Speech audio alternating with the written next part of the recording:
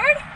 How's the fit check? You guys like it? We'll go in neutral for now because I have to put my hat away. This is a better way to do it. And I have to put all of this away. This is my hoodie and sweatpants. We'll just stick it in the console.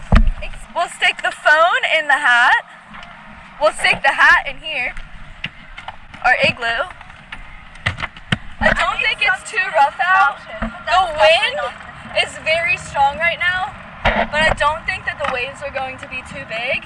But we're going to full send it. You guys know the drill. Jesus is with us. This is the day that the Lord has made. Let us rejoice and be glad in it. Psalm 118:24. Paddleboard is stowed away. I did make some sort of contraption. Couldn't tell you really what it is.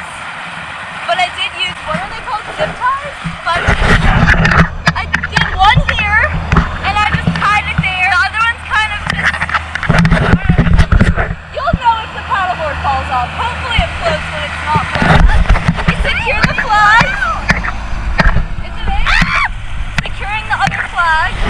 Flags are secured. I'm not. Well said. This is our view right now. We're replaying goodbye yesterday.